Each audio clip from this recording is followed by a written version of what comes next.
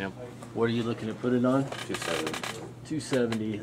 So if I just pick the 3 to 9, this is a computer program that you can get online at nikonhunting.com. Okay. Do it. Come pick whatever caliber you got. 270. You shooting. Well, we'll put that. This is what I'm rocking right now. You're shooting the Hornady, okay? So you can go to any of the factory. Oh, really? Yep. Every factory one's in here. Got the 130 grain SST. Okay. Have a good one. What are you gonna sight it in at? 100 yards? 200 yards? That'll be 100. Okay. Dead on at 100. So your crosshair here is 100. First circle would be 232, 350 on the second, 465, 602 on the bottom circle. What I do is you could go home on your home computer and do this. You can click here and expand this. Print this out. It would come out similar to this, but you can print it smaller than that. Okay. This gives you aiming points for the top, the center, and the bottom of each circle. Tape that to your stock. It gives you a quick reference guide. Well, The other thing you can do is pretty badass. and that's just one of the cool things. The other thing I would print out, come down here to this generate ballistics report, this field reference chart. This chart gives you where the circles line up at every power from 3 to 9. So say you wanted to, you got to go to the range and had a 1,000-yard target. Well, on 9 power, I don't have an aiming point. But if I turn it down to 4 power, that bottom circle is right on 1,000 yards. And if you're a hand loader, if you did start hand loading, you can go in here. You can customize your loads. Exactly. You can customize your loads, and basically everybody's in here too. So if you wanted to get spear bullets or Sierra bullets or nozzle bullets or whatever it was, it's all in there.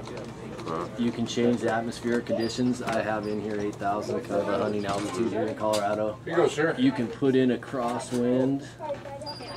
I'll put in like a 20-mile-an-hour crosswind. Thank you. Let's go down here and check. Save that, close that. And you can come down here, and there's a ballistics table.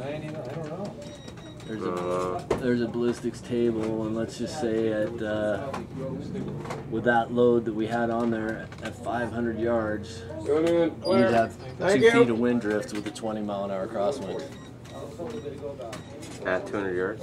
At 500 yards. 500. At 200 yards. I was going to say that, wow, that's huge for 200 yards. Right. At 200 yards, your wind drift on that would only be 4 inches. But wow, that's really sweet.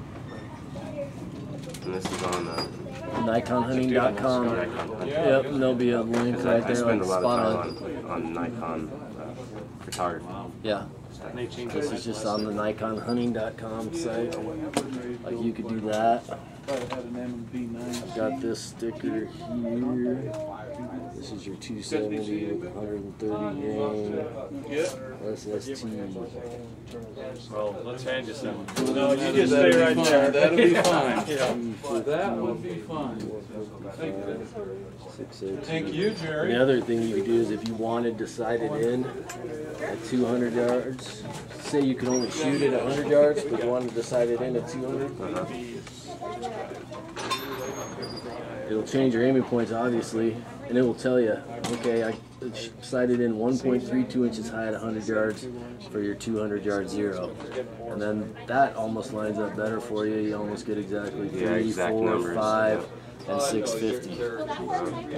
You sighted it in at 200 instead of 100 with 270. That's pretty sweet. Well, right on. What was the other question you was asking about picking up the Nikon? Oh yeah, I already looked. Is it a spotting scope? Yeah, it doesn't happen, does it? Or can you? Spotting scope do you have? I don't have a spotting scope. It can happen. It can happen? Really? Yes. Yes. Oh, how do you gotta buy a certain specific one, or It depends. What camera do you have?